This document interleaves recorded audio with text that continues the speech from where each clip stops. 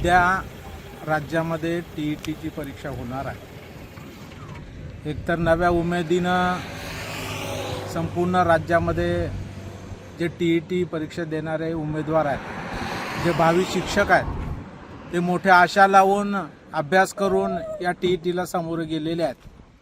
परंतु आज ठाण्यामध्ये पेपर फुटल्याची बातमी समोर आलेली आहे। ही अत्यंत मनाला वेदना देणारी आणि विशेषतः करून आम्हा सर्व शिक्षकांच्या भविष्यावर घाला घालणारी बातमी या ठिकाणी समजलेली आहे। नुकतंच आपण पाहिलं की देशामध्ये नीटचा पेपर फुटल्यामुळं कशा प्रकारचं अडचणी आल्या, अनेकांनी आत्महत्यासुद्धा विद्यार्थ्यांनी केली, हे पण आपण पाहिलेलं आहे। कारण शेवटी हा भविष्याचा प्रश्न आहे आणि म्हणून एक भविष्य आपण खरं म्हणजे आजमावण्याच्या उद्देशानं हे उमेदवार परीक्षा देतात, अभ्यास करतात, मेहनत करतात आणि अशा पद्धतीनं हे जे काही याच्यामधून नफा कमवणं आणि पैसे कमवण्याची टोळी आहे ती याला गालबोट लावण्याचं काम करते। खरं म्हणजे त्याच्यानंतर सुद्धा नीट परीक्षा पार पडली, ती अत्यंत चांगल्या पद्धतीनं संपूर्ण देशभरामध्ये झाली। शासनानं, केंद्र शासनानं सुद्धा दखल घेऊन हेलिकॉप्टरनं प्रश्नपत्रिका पाठवल्या।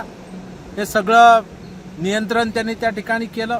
पण असं असलं तरी सुद्धा एवढी सगळी यंत्रणा आणि सुरक्षा कवच भेदून हे जे कोणी गुन्हेगार आहेत, मला वाटतं यांना कडक शासन नव्हे तर मृत्यूदंडाची शिक्षा ठोठावली पाहिजे।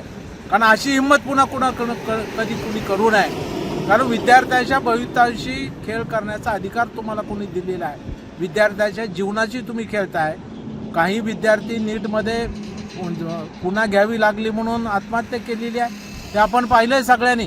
त्यामुळे मला वाटतं हे अत्यंत निंदनीय आहे। याची सखोल चौकशी झाली पाहिजे आणि जे गुन्हेगार याच्यामध्ये असतील त्यांना तातडीनं फास्ट ट्रॅकवरती, ज्या पद्धतीनं नरसावर केस आपण चालवली त्याच पद्धतीनं फास्ट ट्रॅकवरती ही केस चालली पाहिजे।